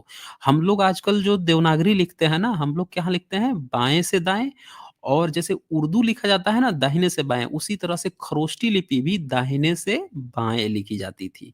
सम्राट अशोक का भी अभिलेख है इसमें, जिसमें दाहिने से बाएं की तरफ लिखा गया है। तो यहाँ पे आप देखेंगे इस प्रकार ग्रीक लेखों के सहारे खरोष्टी लिपि के कितने एक अक्षर मालूम हो गए, किंतु पहलवी भाषा के नियमों पर दृष्टि रखकर पढ़ने का उद्योग करने से अक्षरों के पहचानने में अशुद्धता हो गई। देखिए, वहाँ पे जिस तरह से संस्कृत समझ रहे थे ना, उसी तरह से वो लोग वहाँ पे खरोष्टी को पहलवी समझ लिए थे, तो उस कारण से ये दिक्कतें आ रही थी। फिर धीरे-धीरे करके ये लोग पहचानते गए, 17 अक्षर और पहचान में आ गए, जेम्स प्रिंसेप का शोध आगे बढ़ा तो। प्रिंसेप की मिस्टर नाई और मिस्टर नारिस के इस शोध में लगकर 6 अक्षर और पहचान लिए और जनरल कर्निंघम के बाकी के अक्षरों को पहचान कर खोष्टी की वर्णमाला पूरी कर दी और इस तरह से संयुक्त संयुक्ताक्षर भी पहचान लिए। तो ये था दोस्तों किस तरह से अंग्रेज़ों ने भारत में जो पढ़ने का, चाहे खरोष्टी लिपि थी या धम्म लिपि थी, इसको किस तरह से पढ़ा। अब आज का जो टॉपिक है ना सिक्कों का, इस पर मैं थोड़ा-सा आप लोगों को अब गुप्त वंश के सिक्कों का बता देता हूँ। पार्ट 2, 3 में मैं कुषाण वंश और अलग-अलग राजवंशों का खोज निकालूँगा और जो भी फेक न्यूज़ फैलाए गए हैं, उनको भी मैं इस पर कवर करूँगा, उनको भी दिखाना ज़रूरी है, क्या सच्चाई है, क्या लिखा गया है और क्या दिखाया गया है। ओके। तो जो गुप्त वंश के जो सिक्के थे, ये किस तरह से मिले हैं, उसको थोड़ी-सी चर्चा करते हैं। अच्छा, यहाँ पे रेशनल थिंकर जो है सुपर स्टिकर अच्छा लिख रहे हैं, सर ब्राह्मणों में यज्ञ का कांसेप्ट कहाँ से आया? जी देखिए, ब्राह्मण का यज्ञ-वज्ञ का कोई कांसेप्ट नहीं पता था। अगर ब्राह्मण यज्ञ कर रहा होता, ज़रा सोचिए, अगर 7वीं सदी से पहले उसका यज्ञ हवन होता, तो खुदाई में इतने स्तूप में सिक्के मिल गए, उसका भी कुछ न कुछ मिल ही जाता। अरे यज्ञ हवन जब कराता था, पशु बलि जब घोड़ा कटवाता था यज्ञ में, तो ऑफ़ कोर्स उसका जो यज्ञ होता था, उसका कुछ ईंट-ऊँट मिल ही जाता। इसका तो यज्ञ हवन कुंड मिलेगा नहीं, ना गुप्त वंश में मिलेगा, ना इधर मिलेगा, ना सम्राट अशोक के समय मिलेगा। ये सीधे कहाँ पहुँचवाएगा? पता है ना? सीधे इंडस वैली में, मोहनजोदड़ो और हड़प्पा में बोलेगा कि वहीं पे हमारा मिला है। घर का किचन दिखा देगा, घर का जो किचन होगा उसको दिखाएगा, उसमें जो घर के किचन बनाने वाला वो कहेगा कि वही हमारा फायर अल्टर। इधर नहीं दिखा पाएगा, इधर इधर है ही नहीं, उधर तो है ही नहीं, उधर किसी और का दिखा रहा है। तो इनका यज्ञ जो है ना था ही नहीं उस समय, ये सब फर्जी आए हैं सब बाद में लेकर कांसेप्ट ये। कहा जाता है कि जो कुमारिल भट्ट था उसी ने यज्ञ का शुरुआत किया था 8वीं 9वीं सदी जो भी है। लेकिन तब तक इन लोगों का भी कुछ पाया नहीं गया है। चलिए आगे देखते हैं। अच्छा, इसके बाद से जो है हाँ, गुप्त सम्राट के जो सिक्के हैं, इनका भी इतिहास जो है थोड़ा-सा देख लेते हैं। तो ये तो आप लोगों को पता ही चल गया कि एशियाटिक सोसाइटी की स्थापना हो गई थी 1784 में। उसके 1 साल पहले की घटना है। देखिए बड़ा इंटरेस्टिंग घटना है, समझिएगा। मतलब 1783 की घटना है। कलकत्ता के हुगली नदी के समीप के कालीघाट स्थान से गुप्त स्वर्ण मुद्राओं की एक बड़ी निधि मिली थी। मतलब गुप्त काल का जो सोने के सिक्के थे ना, वो मिला था 1783 में कलकत्ता के हुगली नदी के समीप में। वह गुप्त मुद्राओं की पहली निधि थी। उसमें से 200 मुद्राएँ गवर्नर वारेन हेस्टिंग्स को भेंट की गई। उसने वे मुद्राएँ लंदन में ईस्ट इंडिया कंपनी के संचालकों के पास भेज दी। अंततः उनमें से कुछ मुद्राएँ लंदन के ब्रिटिश संग्रहालय और अन्य कुछ संग्रहालयों में पहुँची। बाकी मुद्राओं को कंपनी ने संचालकों ने गलवा दिया। ये देखिए कितनी समझने वाली बात है कि सोने का सिक्का मिल रहा है या किसी तरह का सिक्का मिल रहा है अंग्रेज़ों को, वो उसको जो है इंग्लैंड भिजवा रहा है। किसको भिजवा रहा है? संग्रहालय में भिजवा रहा है। रिसर्च के लिए भिजवा रहा है, ब्रिटिश संग्रहालय में पहुँचवा रहा है, कुछ अन्य संग्रहालय में पहुँचवा रहा है। अब इन लोगों का तो बस चलता तो गला-वला के सोना-चांदी कुछ बना देने चाहिए थे, फिर भी वो पहुँचवा रहा है। हालाँकि उसके बाद भी उसमें भी कुछ फ्रॉडिया ज़रूर रहे होंगे, बाकी मुद्राओं को कंपनी के संचालकों ने गलवा लिया। फ़ायदे के लिए गलवा भी लिए होंगे, लेकिन उसमें से तब भी जो कुछ मिला ना, उसको संग्रहालय में रखवाया, आज भी सुरक्षित है। तो ये इनसे ना हम लोग का इतिहास पता चलता है। अच्छा, उस समय कोई भी यह जानने में समर्थ नहीं था कि वे स्वर्ण मुद्राएँ गुप्त सम्राटों की हैं, क्योंकि तब की ब्राह्मी लिपि का उद्घाटन नहीं हुआ था। तब तक जो धम्म लिपि है, नहीं पढ़ी गई थी। उस समय तक कोई नहीं जानता था क्या लिखा हुआ है। सन 1837 में धम्म लिपि मतलब ब्राह्मी लिपि का उद्घाटन होने के बाद ही गुप्तों के सिक्कों पर अंकित देखिए ये चंद्रगुप्त लिख दिए हैं ना, ये गूढ़ा ये हैं इनका नाम जो है गुणाकर मूले हैं, साउथ इंडिया के ब्राह्मण हैं। तो चंद्रगुप्त को ये चंद्रगुप्त लिखते हैं हिंदी में और साथियों कन्फ्यूज़ मत होइएगा। ये यहाँ पे समुद्रगुप्तः लिखते हैं, लिच्छवइयः लिखते हैं, विक्रमादित्यः लिखते हैं, कुमारगुप्तः लिखते हैं। लेकिन आप लोगों को जानकर हैरानी होगी कि लास्ट में जो विसर्ग है ना, ये विसर्ग, ये धम्म लिपि में होता ही नहीं है। धम्म लिपि में सिर्फ़ 9 खड़ी होती है। जो ए होता है ना, ऐनक वाला जो ए होता है, ए, वो नहीं होता है धम्म लिपि में, पहले नहीं होता था, अब बाद में धीरे से संस्कारित करके इंक्लूड कर लिए हैं। औ, जो औरत वाला औ होता है ना, वो भी नहीं होता है, अब संस्कारित करके लगा लिए हैं। अच्छा, इसी तरह से अह, जहाँ पे ये विसर्ग आता है, ये भी नहीं होता है। फिर भी ये लोग जो है यहाँ पे हर जगह लगाते हुए पाए जाएँगे और कहेंगे क्या कि ये सब जो है ना धम्म लिपि में। अरे धम्म लिपि ब्राह्मी लिपि में कैसे लिखा जाएगा भाई साहब? उसमें होता ही नहीं है, आज भी नहीं होता धम्म लिपि में। पूरा आप वर्णमाला पढ़ लीजिए, उसमें होता ही नहीं है। ये जो है ना इसको आप जब खोदेंगे ज़्यादा भीतर जाएँगे तो ये जो विसर्ग आपको दिख रहा है, इस विसर्ग को जो आज का पूर्ण विराम होता है ना, जिसको हम फुल स्टॉप कहते हैं इंग्लिश में, उसकी तरह इस्तेमाल किया गया है पाली में। ये आपका वो नहीं है, लेकिन ये लोग पढ़ लिए हैं संस्कृत की तरह तो ख़ैर चलिए। तो यहाँ पे इस तरह की चीज़ें ये बता रहे हैं, इन्होंने हिंदी में लिख दिया है, संस्कृत में बता दिया है क्योंकि ये भी पुराने हैं और वही चीज़ पूरा ए टू ज़ेड कॉपी करके मारे हैं। दोस्तों इसीलिए हमारे सभी साथी भ्रमित होते हैं। जब भी ये इन लोगों की किताब पढ़ते हैं, तो ये लोग क्या किए हैं ना, उसको संस्कृत मान लिए हैं। पाली प्राकृत तो तब खोजा नहीं गया था, मान लिए हैं और ऐज़ इट इज़ ओरिजिनल कभी नहीं दिखाते हैं। ये दिखाएँगे ही नहीं ओरिजिनल कि उस सिक्के पर जिसका आप कह रहे हो कि चंद्रगुप्त लिखा हुआ है, एक्चुअल में क्या लिखा हुआ है धम्म लिपि में, वो ओरिजिनल लेख कभी नहीं लिखाएँगे, बस ऊपर से चंद्रगुप्त लिख देंगे, ऊपर से समुद्रगुप्तः लिख देंगे, नहीं दिखाएँगे कि कहाँ लिखा हुआ है।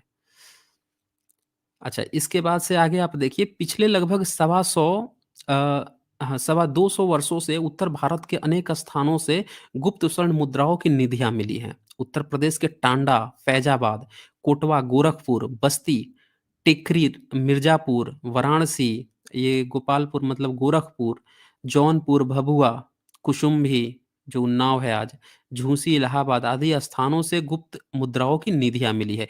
इन जगहों से ना गुप्त वंश की मुद्राएँ मिली हैं। हाजीपुर हो गया, बिहार में मित्तल हिसार हो गया, कुमरखाना अहमदाबाद हो गया, बमनाना, निमाड़ मध्य प्रदेश में भी गुप्त मुद्राओं की निधियाँ मिली हैं। हुँ, तो ये सारी चीज़ें मिली है। इसके बाद से जो है ना, अब एक पॉइंट ध्यान दीजिएगा जिससे आपको ना घाल-मेल पकड़ में आएगी। ये देखिए क्या लिखते हैं ये गुणाकर मूले।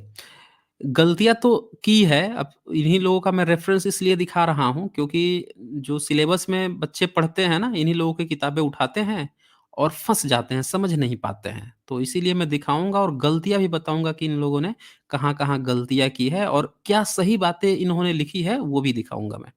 तो देखिए ये लिखते हैं कि गुप्तों की आरंभिक स्वर्ण मुद्राएँ भी कुषाणों की स्वर्ण मुद्राओं से और उनके अनुकरण पर बनी थी। बस ये पॉइंट अगर आपको ध्यान में आ गया ना तो सारा घाल-मेल पकड़ लेंगे।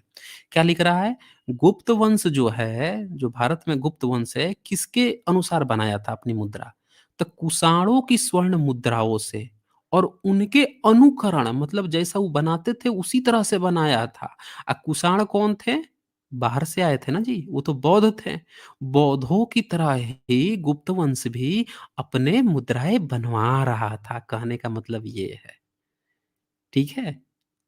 बस यही पॉइंट समझना है आप लोगों को, सारा घाल-मेल समझ में आएगा। आगे देखिए, गुप्त स्वर्ण मुद्राएँ रोमन स्वर्ण मुद्राओं से भी प्रभावित रहीं। ठीक है जी, मैं तो बोलता ही हूँ कि पूरा रोमन का ही कॉपी किए हैं आज का ब्राह्मणिकल सिस्टम। ये देखिए, रोमन से भी प्रभावित रही है। आरंभिक गुप्त अभिलेखों में गुप्त स्वर्ण मुद्राओं को दीनार कहा गया है। समझ में आया दीनार? दीनार रोमन भी कहते थे और आज कौन दीनार कहता है? याद कीजिए कौन-सा मुस्लिम देश जो है अपने कॉइन्स को आज भी दीनार कह रहा है? तो भारत में जब ये गुप्त वंश चल रहा था, तो ये लोग अपनी स्वर्ण मुद्रा को दीनार कहते थे। कहाँ से कॉपी किए थे? रोमन से। रोमन भी दीनार कहते थे। उस समय रोमन डेनेरियस देखिए डेनेरियस से बना हुआ है। दीनार जो शब्द है ये रोमन डेनेरियस से बना हुआ है। उसी समय से शब्द जो है आ रहा था भारत में। ठीक है? और आज क्या कहते हैं सब ये कि बहुत पहले ही आ गया था। अरे भाई साहब सारे शब्द जो हैं, जो मिलते-जुलते हैं ना, ये सब शक, कुषाण और ये सब पहलव आए हैं, तब से ये मिलने शुरू हुए हैं। रोमन आए हैं, तब से मिलने शुरू हुए हैं। 3500 साल पहुँचा देते हैं ये लोग संस्कृत पता नहीं कहाँ से पहुँचा देते हैं। चलिए आरंभिक गुप्त दीनारों की तौल कुषाण स्वर्ण मुद्राओं की तरह ही 120 ग्रेन 8 ग्राम के बराबर था। ये सारी चीज़ें लिखी हुई हैं कि पहले था फिर बाद में ये लोग मिलावट करने लगे। मिलावट करने से थोड़ा-सा उसमें जो है ना धातु वगैरह मिला देते थे तो भार भी बढ़ गया। 120 ग्रेन से 144 हुआ, 144 से मिलावट 25% मिलावट कर दिए। पहले 10% मिलावट करते थे। फिर आगे जो है 45% तक भी मिलावट किए हैं, ये देखिए। तो और उन सिक्कों को ये लोग स्वर्ण सिक्का कहते थे। अब देखिए गुणाकर मूल्य भी जैसा कि अंग्रेज़ों ने गुप्त वंश को संस्कृत समझ के पढ़ लिया था, तो ठीक एज़ इट इज़ गुणाकर मूल्य भी कॉपी पेस्ट कर देते हैं, अपना शोध नहीं देते हैं। ये भी वही चीज़ें लिख देते हैं कि गुप्तकालीन जो है ब्राह्मी में लिखा हुआ है संस्कृत भाषा का अभिलेख है।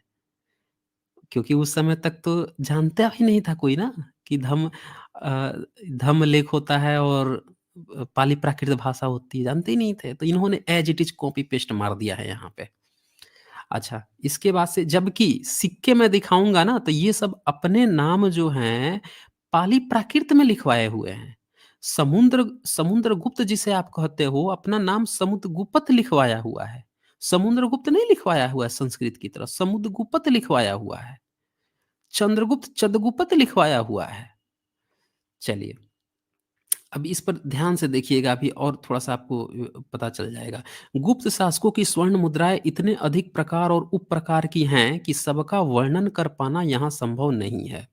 गुप्त स्वर्ण मुद्राओं के बारे में एक आम बात यह है कि इनके पूर्व भाग पर हिंद यवन या कुषाण या रोमन सिक्कों की तरह शासकों का विभिन्न रूपों में प्रतिमांकन है। पृष्ठभाग पर देवी का अंकन है। देखिए, ये ध्यान दीजिएगा, बस यही यही घाल-मेल है। पृष्ठभाग पर मतलब सिक्के का जो पिछला भाग है उस पर देवियाँ बनी हुई हैं, चित्र बने होते हैं। ये कौन बनवाता था? रोमन भी बनवाते थे और कुषाण, हिंद, यवन भी बनवाते थे। क्या करते थे? जो फ्रंट भाग होता था, उस पर ये अपना बनाते थे, राजा का चित्र बनाते थे और उसके पीछे जो है किसी नारी का, किसी देवी का बनाते थे, मतलब उनके घर की महिला भी हो सकती थी, कुछ भी हो सकती थी। तो इस तरह से बनाते थे। तो ये पृष्ठभाग पर देवी का अंकन बनाते थे। अब ये आजकल क्या प्रचारित कर रहे हैं कि पीछे वाला जो चित्र दिखाएँगे ना, कहेंगे अच्छा ये तो हमारी गंगा मैया हो गई जी। अरे अच्छा ये लक्ष्मी मैया हो गई जी। अच्छा ये दुर्गा माता हो गई जी। ऐसे ही हवा-हवाई गोला मारते हैं। ये क्या बता रहा है कहाँ से ये सारी चीज़ें आई है, शैली कहाँ से आई है? तो ये हिंद, यवन, कुषाण, रोमन कल्चर से आई हुई है। भारत का कल्चर ही नहीं है। अरे गुप्त वंश जो सिक्का बनवा रहा था, वो यहाँ के दुर्गा और लक्ष्मी और ये क्या नाम है, गंगा को थोड़े बनवा रहा था। कॉपी पेस्ट कर रहा था रोमन्स का। फिर से मैं पढ़ देता हूँ, गुप्त स्वर्ण मुद्राओं के बारे में एक आम बात यह है कि इनके पूर्व भाग यानी फ्रंट पे हिंद यवन या कुषाण या रोमन सिक्कों की तरह शासक का विभिन्न रूपों में प्रतिमांकन है, शासकों का रहेगा।